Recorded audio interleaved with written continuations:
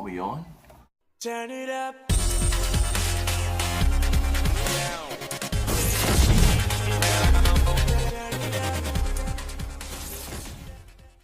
Alright, how you doing, Final Wordians? My name is Leeboy. You're listening and watching Lee's Final Word. Today we're going to be talking about The Flash, of course.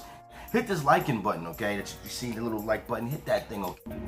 H.R. Wells died for the buttermilk last season. Iris West. Thank you, HR. Thank you so much for doing what you did. Hats off goes to you. We're not just going to write this character off. You the dude that saved the buttermilk. And for that, on Lee's Final Word, we're going to give you a moment of silence. Okay, that being said, I got people to watch this video. I can't do that for everybody. Now, here we go. Julian, we find out, moved to London. Julian moved to London. They didn't even really explain a whole bunch of detail on that. All we know is that Julian moved to London. Maybe him and Caitlin had a falling out or whatever the case may be, and he's like, I'm going to go to bloody old London.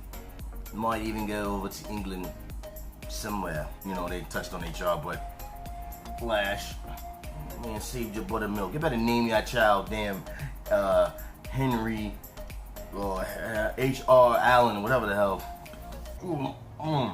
Find out that Caitlin pretty much was like back to norm, but let's get into this whole thing. The story starts off with Iris running the show, okay? She's running the show, as you can clearly see, telling them what to do. They're fighting and running around trying to catch Peekaboo. She's still robbing banks like a thirsty thought. We find out that Cisco creates Barry's new suit. Right, so they're coming up with these crazy names and stuff like that, trying to take credit on the Peekaboo thing. And then, you know, Kid Flash is like Team Kid Flash. And everybody's like, that's not our name. And then Team Vibe, and that's not the name either. Then you got the Boss B, aka Iris, you know, the buttermilk biscuit. But she was like, no, that's not the name of the team either. Cisco come with the idea of, let's get Barry out of the Speed Force. But the thing about it is that Iris is having none of it. She doesn't want that. She's like, let Barry, you know, stay where he's at.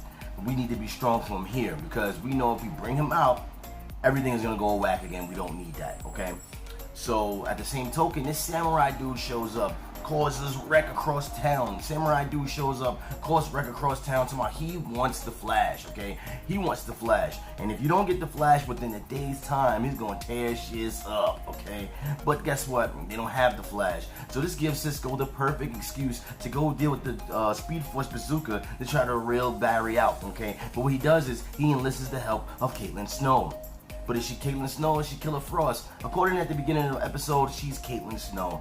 There's no trace of Killer Frost. The lie detector says that was a lie. We understand that she comes to help Barry. We understand she comes to help Cisco bring Barry out of the Speed Force. So what happens is they bring him out, but just not in the area that they did it. They try to do it on the Ferris Way, with this Ferris Way or something, that area with the plane, you know, that's a reference to Green Lantern. But anyway, it's neither here nor there. But they try to do it there, and it doesn't work out as according to plan. So what happens is Barry stops, you know, as in the trailer, he stops, he's naked, running around stopping Apple trucks and stuff like that, stopping people from making good living, a good and decent and honest living. But anyway, he winds up being in the custody of the CCPD when Joe's buttermilk brings everybody's attention that we got him. Here's Barry Allen, and he's going cuckoo for Cocoa Puffs. Okay, this is a lot of stuff. I can't remember all this, so I wrote it all down. Let's want to hear what he said. Nora shouldn't be here. Your Honor, I'm innocent, which means somebody's on trial. I believe it's something that something that Henry said, because listen to what it says is, Your Honor, I'm innocent. I didn't do this. I didn't kill anyone. Now, is this related to when the Flash is going to be on trial? Because we've seen in the Speed Force runbacks that he's on trial, whatever the case may be. But I believe this is Henry Allen. He probably seen his father's court case. Do you hear the stars? You said the city was safe, that there was no residual danger, but that's not true. What really happened that night? Okay? Stars melting like ice cream, gleam, dream. A whole new way of looking at physics. That's something that the Flash said to Oliver when they were talking about the difference between Star City and Central City. Alright, that was some of the things that he said. He also said she goes looking for danger later on when Joe shaves that rat off of Barry's face. They find him and they take him back to Star Labs. He's still doing his drawing, you know, he's twiddling to himself on the floor and writing things like he's a 3-year-old with a new set of Crayolas. and he's just going ham on the walls, okay? He's saying all types of gibberish. Anyway, while he suits up, goes to fight the samurai. Samurai calls his card, and you get the iconic picture frame from the comic book of the actual, when the Flash was being held up on the sword of the android samurai. Joe has this talk with Iris. Iris sits there and comes with this idea: I'll jumpstart Barry's memory by letting the samurai dude kidnap me. She gets kidnapped and goes away. Now, what if that didn't fall through? What if that would have been a bust of an idea? But anyway, she'd have got, here we go, saving the buttermilks again. Anyway, Joe goes back to Flash and tells him, hey, Barry, they kidnapped my daughter yet again. Wake the hell up, okay? And out of nowhere, it was like he activated the buttermilk button, okay? Because that's when Barry was like, I know who I am. His eyes lit up. He ran and got the new suit, ran out, and he kicked the android's butt real fast. Saved Iris in the process, and went back. But the thing that got me was when he delivered the most cheesiest line of the whole episode is when he said, it feels like I've been reborn. Really? Really? You really gonna be that cheesy? Oh man, that's a cheesy line. I mean, I can do some cheesy stuff. But I'm saying that was just a cheesy line. They could have just left that out. You know what I mean? I understand from what I'm getting is like they're trying to use this as a reboot of the show or series. As the whole sense of them labeling it ReBorn.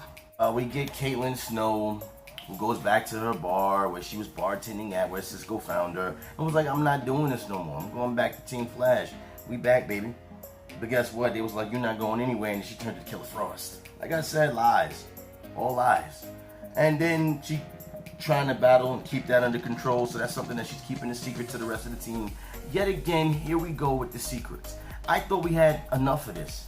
When Cisco first confronted her about her being Killer Frost, she's like, oh no, I'm just Caitlin. But here we go, keeping secrets yet again. Have they not learned over the last 3 seasons that they should have an open door policy with each other to tell each other everything, alright? I'm the one that put the orange juice back in the refrigerator. I'm the one that sat there and ate that last McMuffin that you had there. I'm sorry.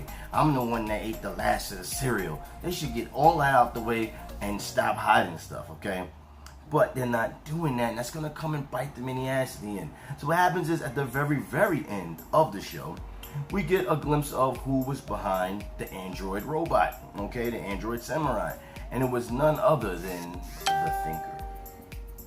And he's sitting in the chair and his assistant, and it seems like he has some knowledge of why the Flash was in the Speed Force, or he knew that the Flash was in the Speed Force because the whole thing revolved around him actually getting him out. That was like a ploy. That was like you can see that he's masterminding a plan. Step by step, a calculated plan on what to do with the Flash, because the plan was to get him out of the Speed Force, to return the Flash.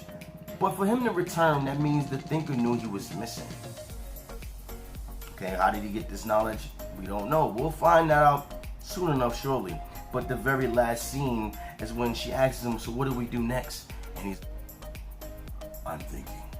Hopefully we'll get the digitized version of the Thinker. I mean, I do like his chair. His chair was dope. But he looks like Davros from Doctor Who. Okay, that's what he looked like. He looks like Davros. Anyway, what did you think of last night's episode of The Flash? Did you like it? Was it okay? To me, I believe that it was an okay episode. I mean, season 3 still has left a bad taste in a lot of people's mouths, mine included. And I'm like, ooh, because all of a sudden you break out of your coma because the buttermilk was in danger, because it was Iris she was talking to you right then and there when she was in front of you. You ain't snap out of it. she's being distraught and distressful, and you didn't snap out of it. But once you heard she was in danger, all of a sudden you snap too. Like, why? I believe everything that he said is going to mean something. I do believe those symbols that he drew on the wall is going to probably mean something. So keep your eyes on that, because we got, remember, Savitar spoiled it in the last season about how they came with a way to defeat Devo. So we'll see what really goes on. And what did happen to Barry and the Speed Force? I believe they're going to touch more on that. How I would have done it. Now I'm going to give you my way of how I would have done it for last night's episode.